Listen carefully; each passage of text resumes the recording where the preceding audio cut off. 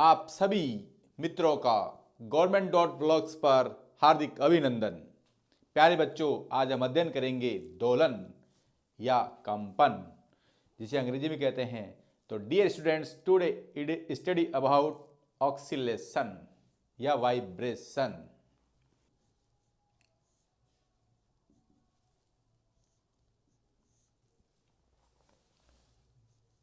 किसी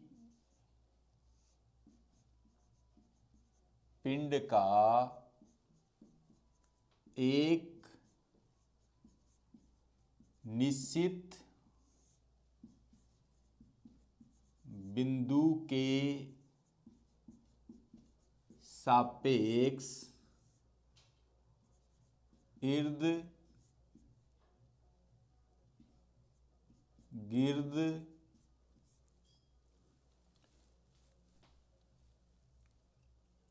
किसी पिंड का एक निश्चित बिंदु के सापेक्ष इर्द गिर्द गति जो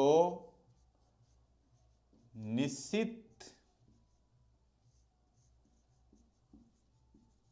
समय अंतराल में दोहराई जाती है, उसे दोलन गति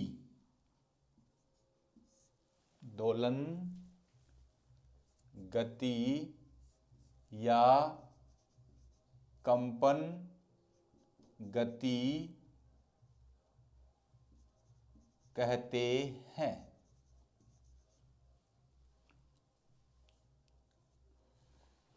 किसी निश्चित बिंदु के सापेक्ष इर्द गिर्द गति, कि मेरा कोई एक बिंदु है जो यहाँ पर दृढ़ आधार से बंधा हुआ है और जिस पर m kg का द्रव्यमान है। यदि इस पिंड को मैं यहाँ से यहाँ तक ले जाऊं, यहाँ भी इसका द्रव्यमान m होगा, यहाँ ले जाके छोड़ूंगा तो ये पुनः यहाँ पर आएगा और फिर ऊपर जाएगा, फिर यहाँ आएगा, फिर इधर जाएगा, फिर यहाँ आएगा, फिर इधर जाएगा। इस प्रकार की जो गति होती है उसे हम कहते हैं दोलन गति। ये वाली जो स्थिति है वो कहलाती है माध्य स्थिति। माध्य स्थिति या साम्य स्थिति, अंग्रेजी में कहते हैं मीन पोजीशन। वह निश्चित बिंदु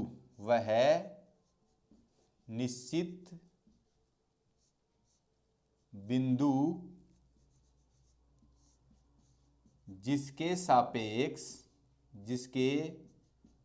सापेक्ष पिंड दोलन करता है,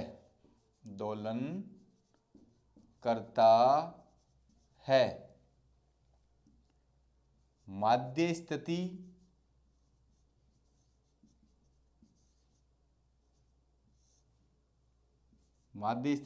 या साम्य स्थिति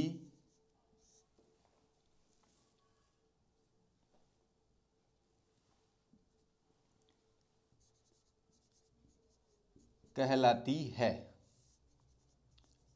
उसे हम कहते हैं मीन पोजीशन या इक्विलिब्रियम पोजीशन कहते हैं। अभी जब जहाँ पर ये पिंड है वो आपकी माध्य स्थिति में है, साम्य स्थिति में है।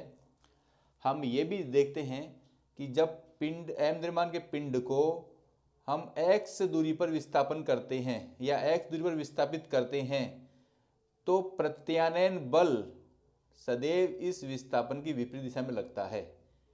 जैसे ही पिंड इधर जाएगा तो प्रत्यानयन बल F इधर कार्य करेगा। जो प्रत्यानयन बल F है वो विस्थापन की विपरीत दिशा में कार्य करता है और विस्थापन हम माध्य स्थिति से नापते हैं। लेकर कि दोलन क्या है, कंपन क्या है।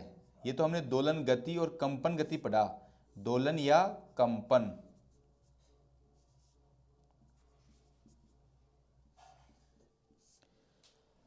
आपने इस चित्र में देखा है कि जब पिंड या कण माध्य स्थिति में होता है और फिर उसको हम x दूरी पर विस्थापित करते हैं तो माध्य स्थिति से कण या पिंड चरम स्थिति पर जाता है, यानी कि अधिकतम विस्थापन पर जाता है। हम आगे देखेंगे कि माध्य स्थिति से अधिकतम विस्थापन को हम आयाम कहते हैं, एम्पलीट्यूड कहते हैं। अधिकतम स्थिति में जाता है और फिर पुनः माध्य स्थिति में आता है, और या इसके पश्चात पिंड दोबारा चरम स्थिति में जाता है विपरीत दिशा में। पहले इधर गया है तो फिर इधर जाएगा, पहले इधर है तो फिर इधर जाएगा। इसके पश्चात दूसरी तरफ पिंड चरम स्थिति में जाता है और पुनः माध्य स्थिति में लौट आता है। देखो, जो पिंड एक बार चरम स्थिति में गया और माध्य स्थिति में आया, इसके बाद दूसरी तरफ चरम स्थिति में गया और माध्य स्थिति में आया। इस पूरी प्रक्रिया को हम एक दोलन या एक कंपन कहते हैं। तो डियर स्टूडेंट, इस चीज को मैं लिख देता हूं। जब कण माध्य स्थिति से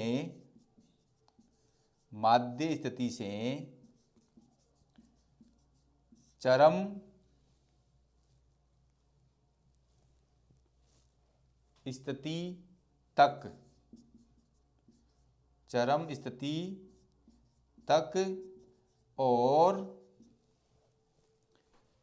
फिर चरम स्थिति से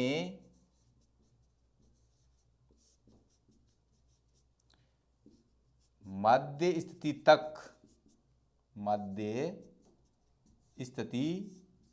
तक और इसके बाद दूसरी तरफ, देखो दूसरी तरफ, ये वर्ड देखना, दूसरी तरफ कण चरम स्थिति से पुनः माध्य स्थिति तक को एक दोलन या एक कंपन कहते हैं।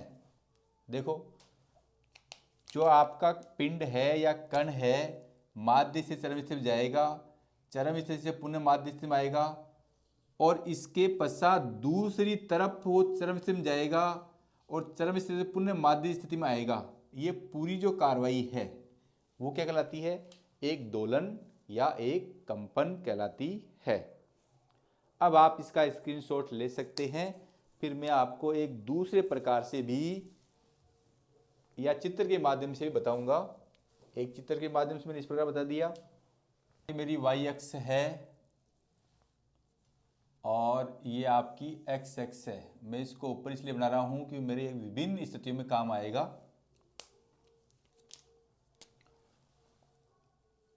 ये आपका विस्थापन है और इधर जो है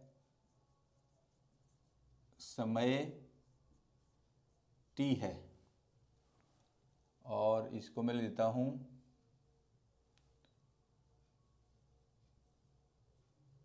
विस्थापन। अब मैं मानता हूं कि इसका अधिकतम जो विस्थापन है यहां पर है, इतना ही इसकी नेगेटिव दिशा में होगा, यानी कि दूसरी तरफ होगा। जितना अधिकतम विस्थापन इधर है उतना ही अधिकतम विस्थापन इधर होगा। तो ये थोड़ी सी लाइन मेरे से ऊपर चली गई है, तो मैं इसको इक्वल बना देता हूँ और ये पास चली गई है। अब देखो कण यहाँ पर हम मान लेते हैं माध्य स्थिति में है, तो एक बार मैक्सिमम स्थिति में जाएगा, फिर माध्य स्थिति में आएगा, फिर इधर मैक्सिमम स्थिति में जाएगा और फिर इधर माध्य स्थिति में आएगा। ये क्या हो गया? एक दोलन हो गया या एक कंपन हो गया।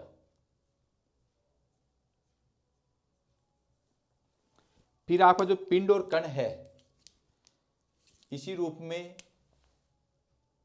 फिर जाएगा, फिर माध्य स्थिति में आएगा और फिर ऐसे ही नीचे जाएगा और आएगा। यह प्रक्रिया चलती रहती है। अब जो यहां से यहां तक की दूरी है यह आपका एक दोलन है, एक दोलन या एक कंपन।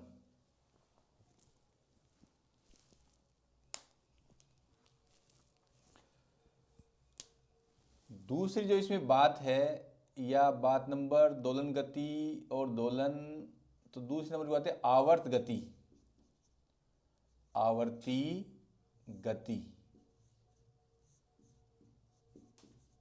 Periodic motion.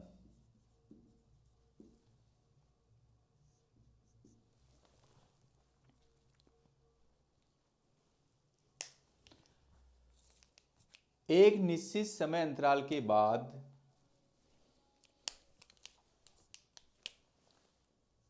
एक निश्चित दोलन गति के उदाहरण, दोलन गति के उदाहरण।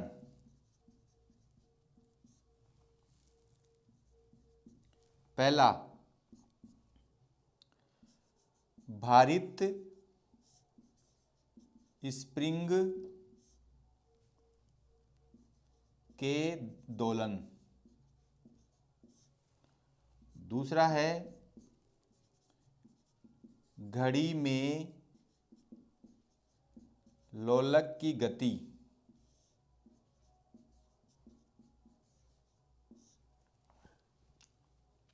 ये आपके दोलन गति के उदाहरण हैं। भारित स्प्रिंग के दोलन और घड़ी में जो आपका घड़ी में पेंडुलम लगा होता है जिसे टन टन बजता है, उसकी जो गति है वो भी क्या होती है? दोलन गति। यदि मैं और इसमें लिखना चाहूं, जो आपकी सितार होती है, सितार, गिटार या वायलिन के तार का कंपन, ये सारी क्या है? दोलन गति या कंपन गति के उदाहरण हैं। एक निश्चित समय अंतराल के बाद, एक निश्चित समय अंतराल के बाद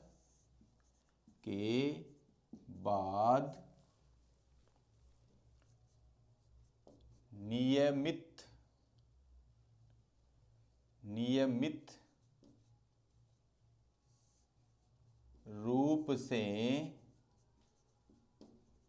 दोहराई जाने वाली गति को आवर्ती गति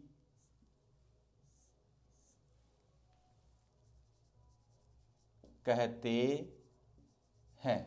एक निश्चित समय अंतराल के बाद नियमित रूप से दोहराई जाने वाली गति को हम आवर्त गति कहते हैं। जैसे जो ग्रह होते हैं सूर्य के चारों ओर चक्कर लगा रहते हैं, जैसे एक समय अंतराल पूरा होता है फिर चक्कर लगाते हैं, जैसे समय अंतराल पूरा होता है फिर चक्कर लगाते हैं।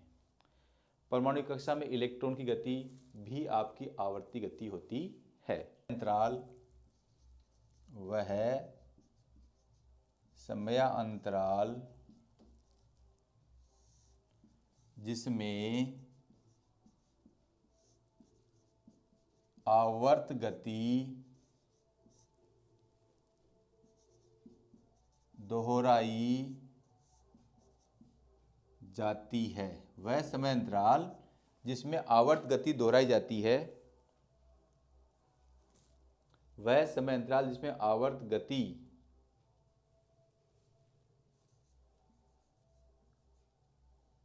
पुनः दोहराई जाती है, उसे आवर्तकाल कहते हैं। देखो, इसको मैं और करके ऐसे भी लिख सकता हूं। और एक दोलन या एक कंपन में लगने वाले समय को, देखो, एक दोलन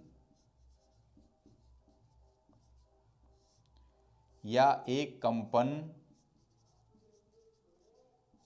या एक चक्कर,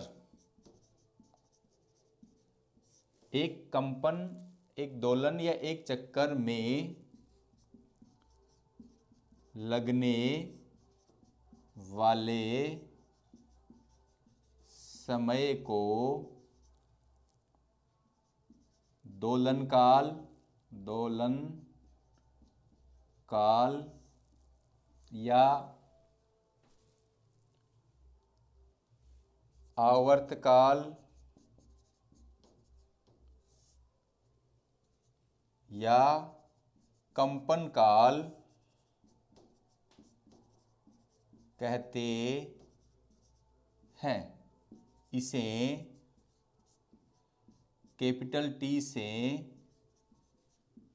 प्रदर्शित करते हैं। एक दोलन में लगने वाला समय आवर्तकाल कहलाता है, या एक चक्कर में लगने वाला समय आवर्तकाल कहलाता है।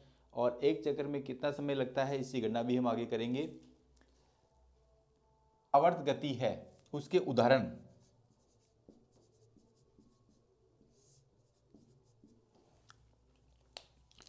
जैसा कि मैंने पहले बताया था,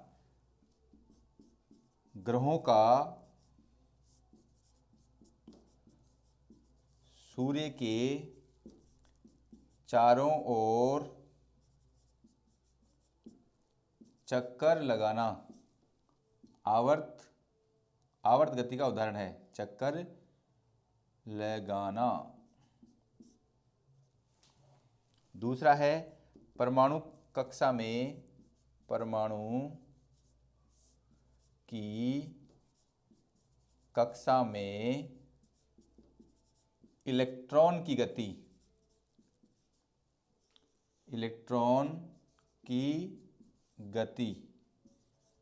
और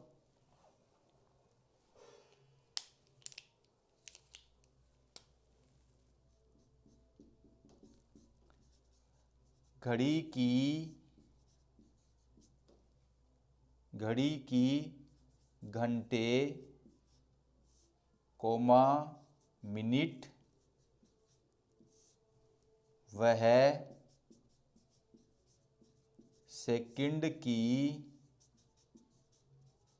सुई की गति भी क्या है, आवर्ती गति है। और आवर्त गति देखो, ये भी आपकी आवर्त गति है। देखो, इस प्रकार का ये एक चक्कर है, फिर ऐसा ही एक चक्कर और होगा, ऐसा चक्कर फिर और होगा। इस प्रकार ये जो आवर्ती है बार बार दोहराई जाती है, और इसमें एक चक्कर में जो समय लगता है वही क्या होता है, आवर्तकाल होता है। यहाँ से कण को यहाँ से यहाँ तक आने में जो समय लगता है वही क्या होता है, आवर्तकाल होता है। अब आप स्क्रीनशॉट ले सकते। वे त्रिकोणमितीय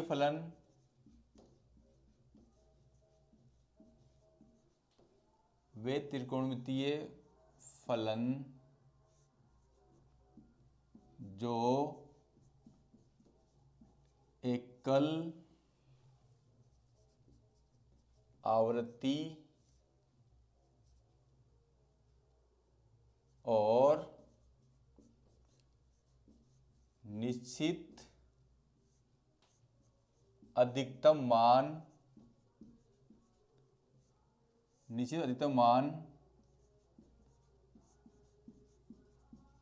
रखते हैं,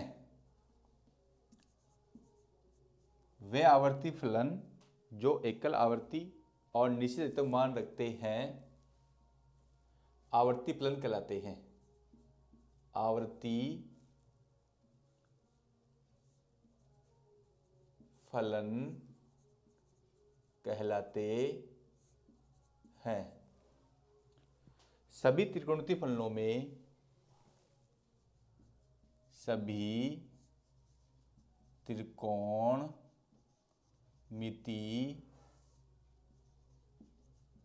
फलनों में साइन वह कोस को आवर्ती फलन माना जाता है। यदि आप गणित के स्टूडेंट्स हैं तो आपको मालूम होगा कि साइन और कोस ऐसे ही दो त्रिकोणमितीय फलन है जिनका अधिकतम मान फिक्स होता है। और यही देखो नियत अधिकतम मान होता है। और ये आवर्ती भी करते हैं, एकल आवर्ती भी करते हैं, डबल आवर्ती नहीं करते हैं, केवल एकल आवर्ती करते हैं। इसके अलावा जो भी त्रिकोणमितीय फलन है वो ना तो अधिकतम मान रखते हैं और ना ही एकल आवर्ती करते हैं। जैसे for example y equal to a sine theta, या इसे लिखता हूँ y equal to sine omega t. ऐसे ही y इक्वल टू या x equal to a cos theta, a equal to cos omega t. ये दोनों क्या है? आवर्ती फलन है। हम जानते हैं थीटा बराबर होता है ओमेगा टी, जिसको ओमेगा क्या है, देखो एक तो डब्लू होता है, डब्लू हम इस प्रकार लिखते हैं और ओमेगा इस प्रकार लिखा जाता है। तो ये दोनों में अंतर है। ओमेगा कोणीय आवर्ती दिखाता है और ये अंग्रेजी का एक बड़ा अक्षर है। तो ये दोनों फलन क्या है? त्रिकोणमितीय फलन है। कई बार हम देखा है रिमार्क के रूप में अनावर्ती फलन,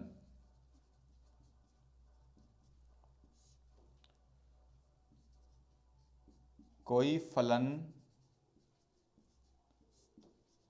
अनावर्ती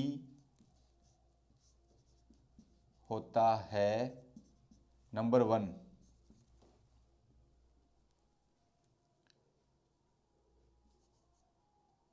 वह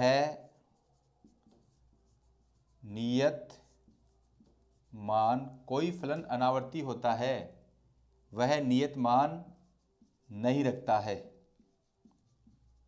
तो भी क्या होगा? अनावर्ती फलन होगा। और वह टेन के रूप में हो,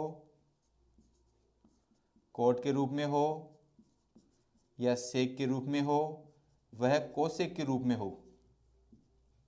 कोसेक, वह टेन कोट सेक वह कोसेक के रूप में हो,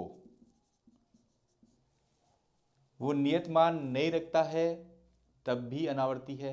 और यदि वो साइन और कोस के अतिरिक्त जो त्रिकोणमितीय फलन हैं, जैसे टेन कोट सेक और कोसेक में है, तब भी क्या है?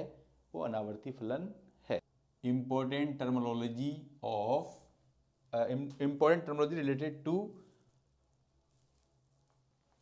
पीरियोडिक मोशन ओवर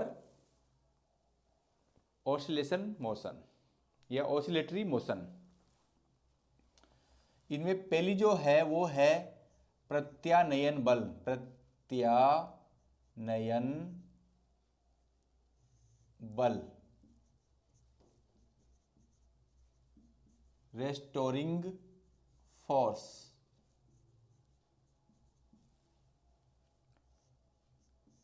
किसी कण पर लगने वाला वह बल जो उसकी किसी कण पर लगने वाला वह बल जो उसकी माध्य स्थिति में लाने का प्रयास करता है, प्रत्यानयन बल कहलाता है। जैसे मान लो कि ये कोई दृढ़ आधार से आपका m द्रव्यमान का पिंड बंधा हुआ है और ये पिंड गति करके यहाँ चला गया है, तो इसकी विपरीत दिशा में एक बल लगता है F, जो इस m द्रव्यमान के पिंड को इस माध्य स्थिति में लाने का प्रयास करता है।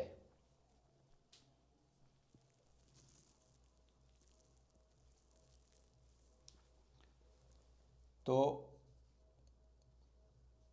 कण पर कार्यरत वह बल, कण पर कार्यरत वह बल जो उसकी माध्य स्थिति में लाने का प्रयास करता है, प्रत्यानयन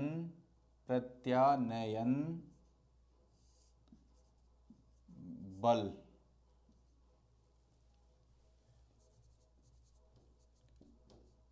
कहलाता है।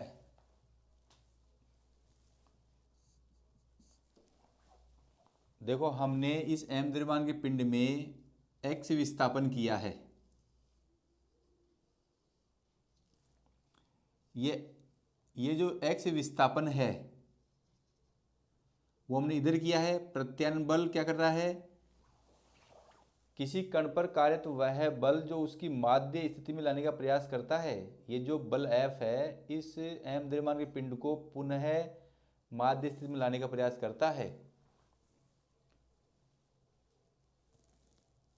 देखो, प्रत्यानयन बल की कुछ कंडीशन है। प्रत्यानयन बल सदैव कण की माध्य स्थिति की ओर कार्य करता है। तो पहली बात हो गई, प्रत्यानयन बल सदैव माध्य स्थिति की ओर कार्य करता है।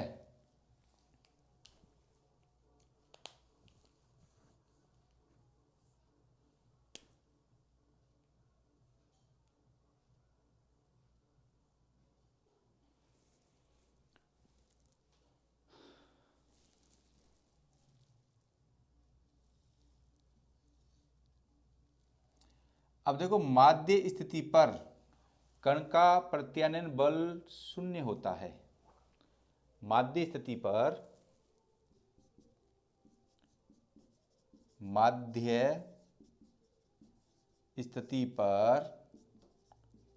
कण का प्रत्यानयन बल शून्य होता है। और स्थितिज ऊर्जा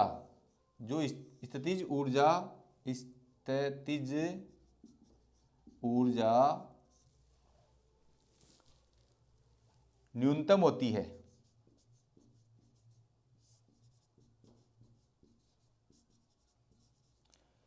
यानी कि यहां पर जो बल पिंड को माध्य स्थिति में लाने का प्रयास कर रहा है वो तो शून्य हो जाता है, परंतु स्थितिज ऊर्जा न्यूनतम होती है, जिसके कारण पिंड दूसरी तरफ गति करता है।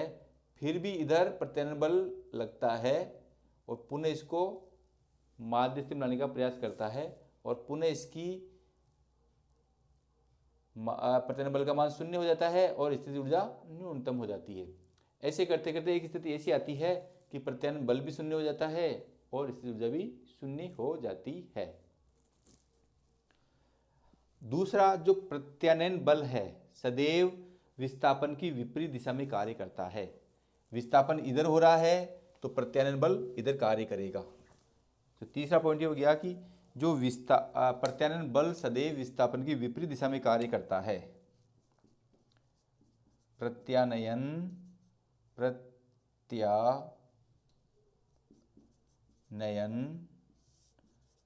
बल सदैव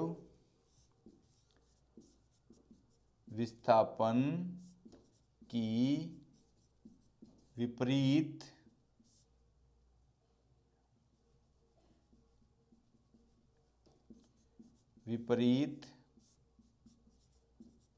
दिशा में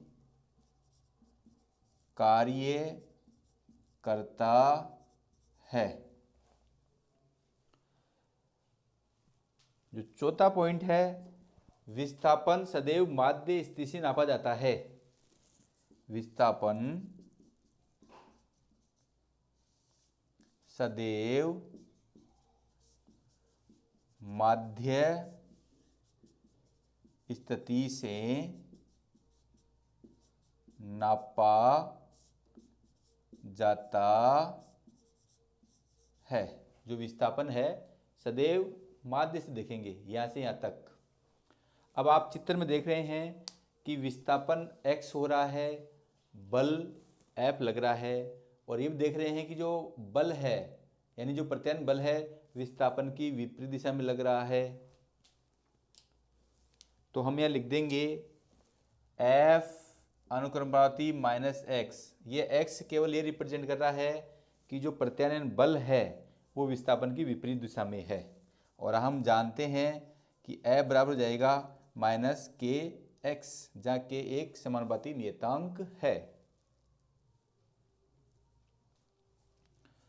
अब यदि मैं इसको F बराबर के एक्स ले लूं, F बराबर के एक्स संख्यात्मक रूप में,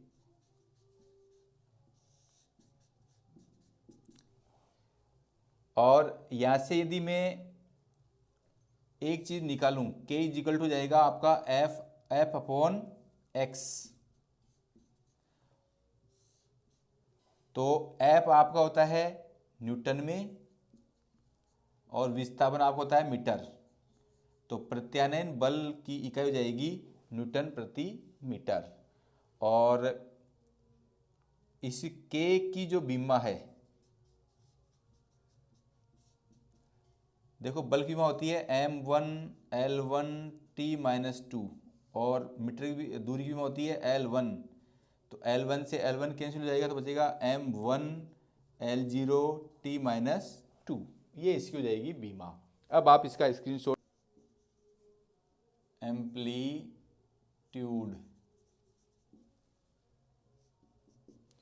किसी कण या पिंड का, किसी कण या पिंड का माध्य स्थिति से अधिकतम विस्थापन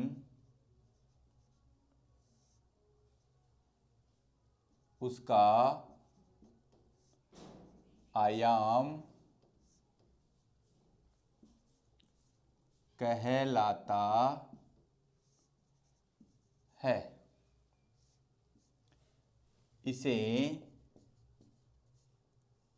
small a over capital A से प्रदर्शित करते हैं।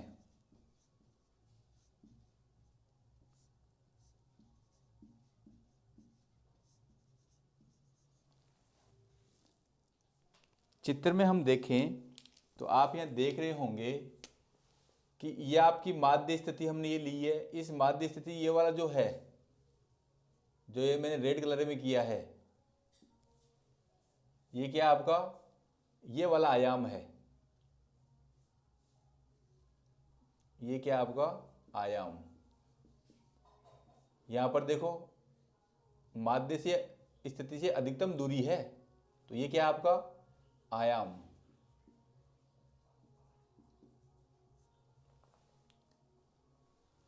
ये क्या आपका आयाम।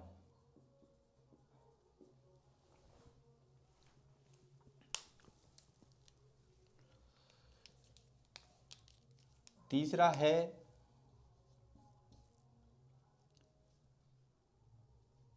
तरंग धैर्य, वेवलेंथ।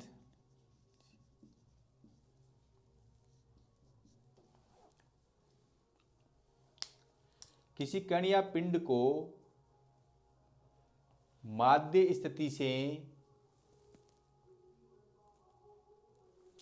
एक चक्कर पूरा करने में, किसी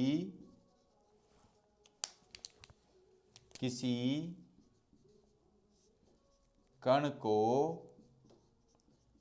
एक चक्कर पूरा करने में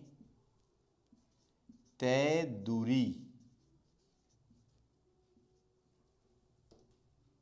तरंग दैर्घ्य कहलाती है। तय दूरी तरंग दैर्घ्य कहलाती है। इसे लैम्ब्डा से प्रदर्शित करते हैं।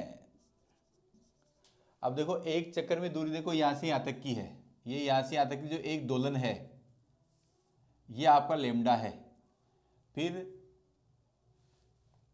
तो ये जो एक चक्कर में जो दूरी तय हुई यहां से लेके यहां तक, ये यहां से लेकर यहां तक एक चक्कर हुआ है और उस एक चक्कर में दूरी इस माध्य स्थिति से इस माध्य स्थिति के बीच में आएगी। तो एक चक्कर में पूरा करने में तय दूरी तरंग दैर्घ्य कहलाती है या वेवलेंथ कहलाती है। चौथा जो पॉइंट है वो है आवर्तकाल।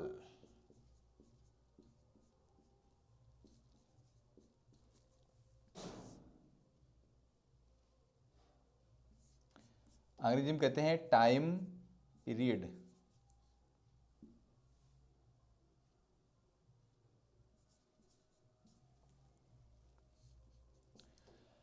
किसी कण के एक चक्कर पूरा करने में तय दूरी को तरंग दैर्घ्य कहते हैं और किसी कण को एक चक्कर पूरा करने में लगे समय को आवर्तकाल कहते हैं। यानी कोई कण यहां से शुरू हो, यहाँ जाए यहाँ जाए यहाँ जाने में जितना समय लगता है वो क्या कहलाता है? आवर्तकाल। तो किसी कण को एक चक्कर पूरा करने में लगे समय को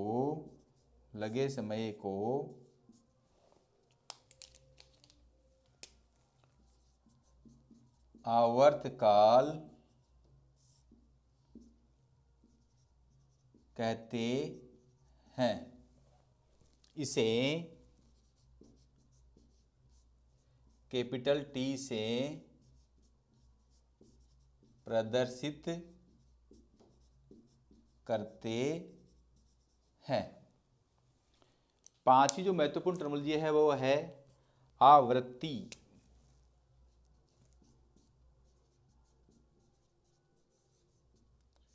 अंग्रेजी में इसे कहते हैं फ्रीक्वेंसी।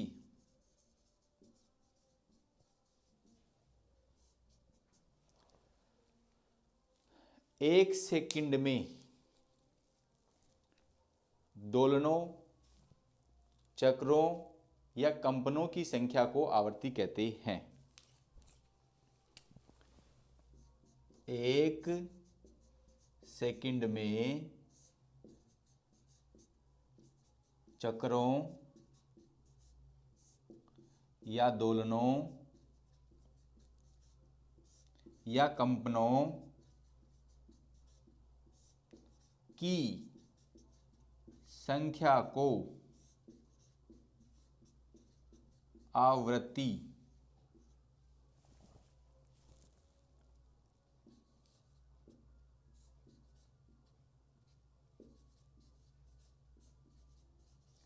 जैसे मान लो कि कोई गिटार है और गिटार में तार लगा हुआ है, उस तार को यदि मैं ऊपर खींच छोड़ता हूं तो वो तार एक सेकंड में कितनी बार कंपन करता है, वो क्या है?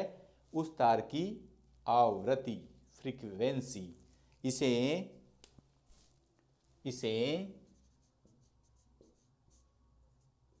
स्मॉल एफ से या एन से या न्यू से प्रदर्शित करते हैं। न्यू से प्रदर्शित करते हैं। तो कहीं पर ये एफ मिलेगा, कहीं पर एन मिलेगा, कहीं पर न्यू मिलेगा। तो ये आवर्ती के प्रदर्शित करने के तरीके हैं। तो ये अपनी दोलन गति या आवर्त गति की कुछ महत्वपूर्ण शब्दावली थी। अब आप पुनः इसका स्क्रीनशॉट ले सकते हैं। एंगुलर फ्रीक्वेंसी,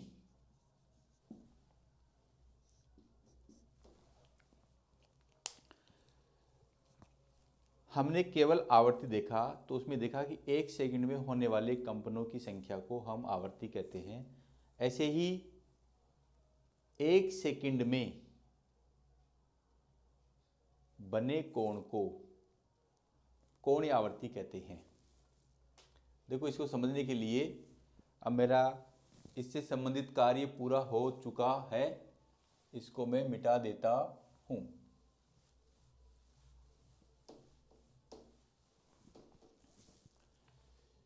ये कोई मेरा सर्किल है और इसको मैंने 4 भागों में बांट दिया है।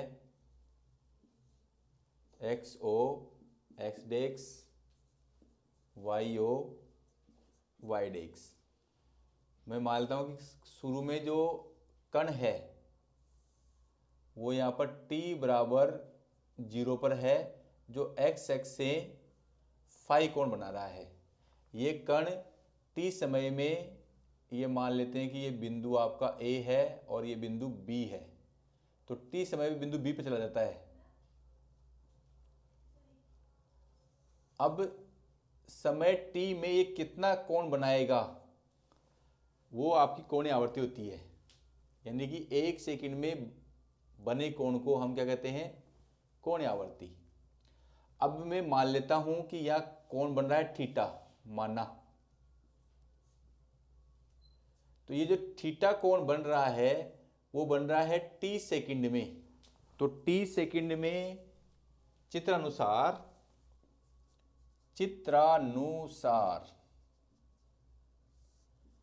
t सेकंड में बना कोण बराबर थीटा, ये अपन ने माना है। हमारी परिभाषा क्या है? 1 सेकंड में बने कोण को हम कोणीय आवर्ती कहते हैं। इसलिए 1 सेकंड में बना कोण क्या हो जाएगा? Theta by 2। और इसे हम लिखते हैं ओमेगा थीटा बाई टी।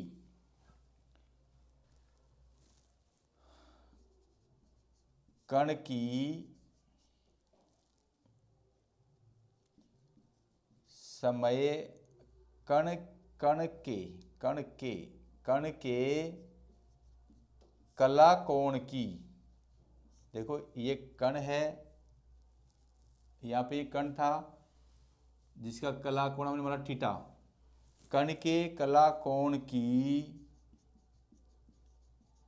समय के सापेक्ष परिवर्तन की दर को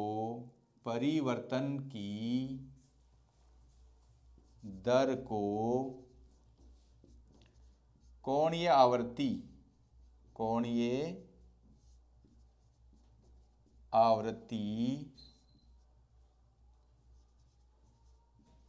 कहते हैं। कण के कला कोण की समय के सापेक्ष परिवर्तन की दर को, यानी t में परिवर्तन दर कला कोण के सापेक्ष, तो वो क्या जाएगी? कोणीय आवर्ती। अब देखो, कोणीय आवर्ती की विमा, कोणीय आवर्ती की ओमेगा की इकाई थीटा की ऐसे रेडियन होती है और समय की सेकंड, तो रेडियन प्रति सेकंड इसकी इकाई हो गई है। और ओमेगा की विमा, कोण कोई विमा नहीं होती है, इसकी विमा T1/T, तो ये हो जाएगी T⁻⁻1 हो जाएगी इसकी। तो P की स्थिति निकालना चाहूं तो मैं क्या करूंगा? इस बिंदु B की से y एक्स पर लंब डालूंगा, मान ला कि ये n है। इस बिंदु B से एक्स पर लंब डालूंगा, वो माना कि m है। तो बिंदु B से y अक्ष पर प्रक्षेप और बिंदु P से x अक्ष पर प्रक्षेप निकालना है, तो मुझे क्या करना पड़ेगा, ये वाला कोण जो है मेरा 5 + θ5 निकालना पड़ेगा। और जो 5 + ωt है वही हमारी क्या है, कला है। और t = 0 पर जो कला कोण होता है उसे हम कहते हैं प्रारंभिक कला कोण।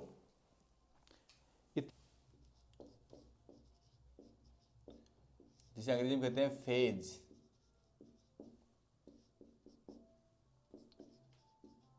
किसी समय कंपन कर रहे कण के लिए, किसी समय कंपन कर रहे कण के लिए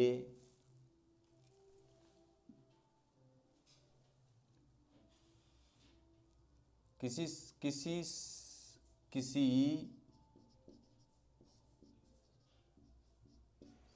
क्षण कला, किसी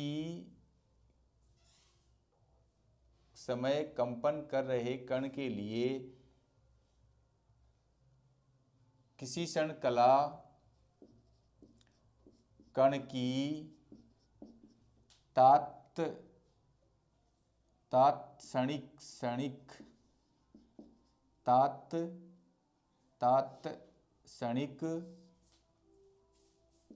विस्थापन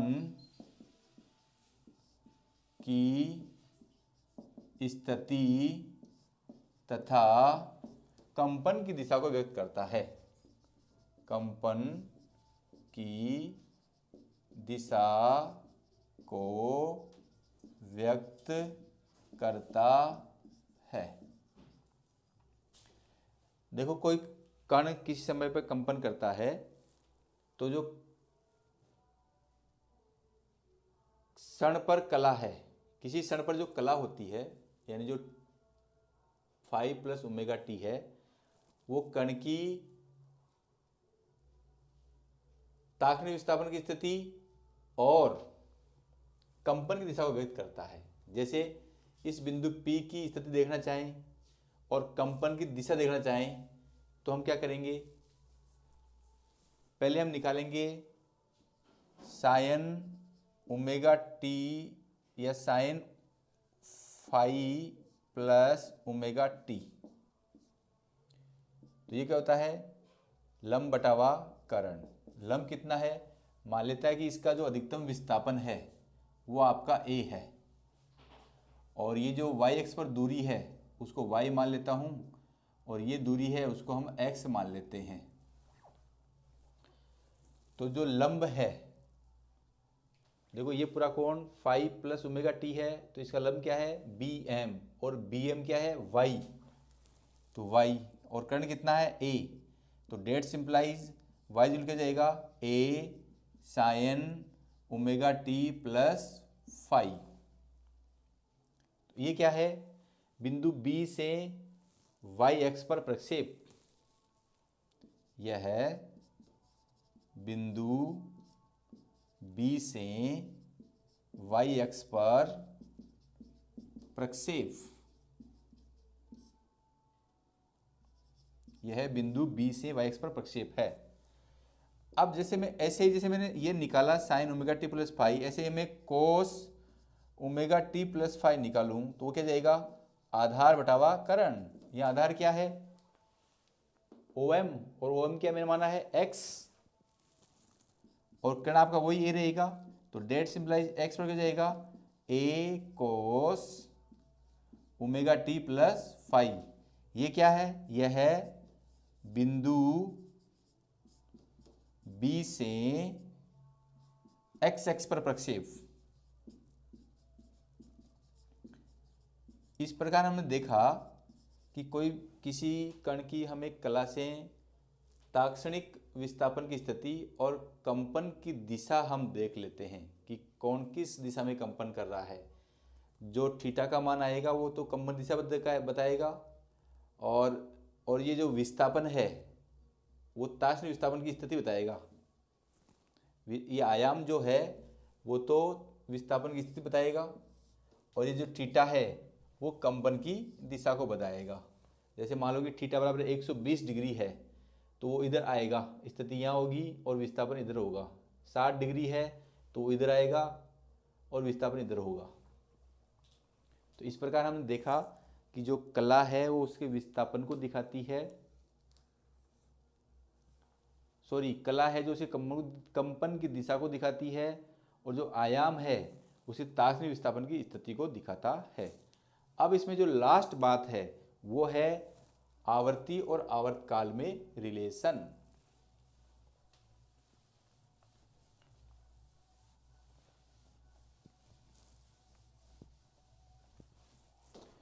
थोड़ा वीडियो लंबा हुआ है।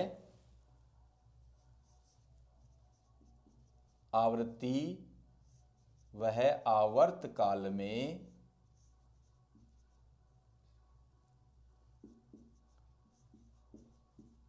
संबंध। डियर स्टूडेंट्स, हमने देखा है कि 1 सेकंड में होने वाले कंपनों की संख्या को आवर्तकाल कहते हैं। तो पहले तो हम ये देखेंगे कि जो एक चक्कर में लगा समय है उसे हम कहते हैं आवर्तकाल, और एक चक्कर लगने में कितना एंगल बनता है, 2 पाई का। तो हम ये कह सकते हैं कि 30 सेकंड में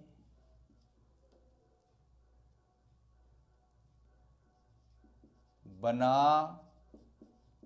कोण बराबर 2 पाई। देखो 30 सेकंड में बना कोण बराबर 2 पाई, इसलिए 1 सेकंड में बना कोण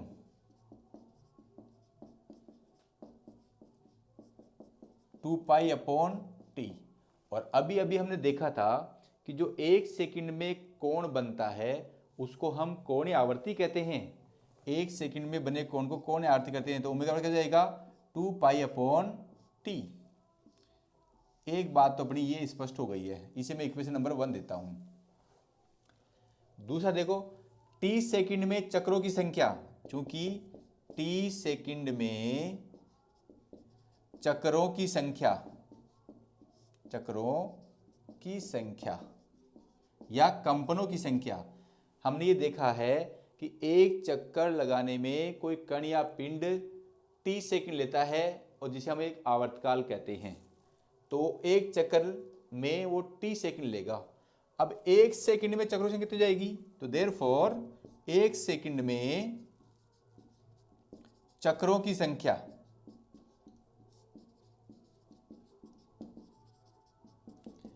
1/t।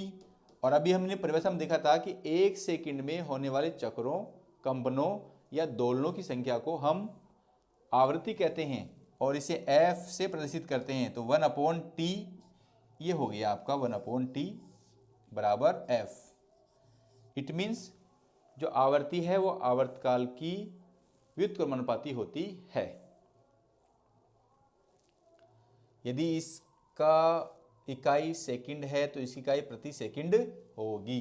अब समीकरण 1 और 2 से, समीकरण 1 वह 2 से ओमेगा बराबर 2 पाई अपॉन टी, या ओमेगा बराबर क्या जाएगा 2 पाई 1/t के लिख देंगे f।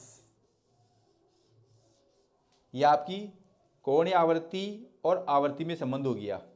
ये हो गया आपका, देखो यहाँ पर तो आवर्तकाल और कोणीय आवर्ती में संबंध था, यहाँ पर आवर्ती और आवर्तकाल में संबंध था, यहाँ पर कोणीय आवर्ती और आवर्ती में संबंध है।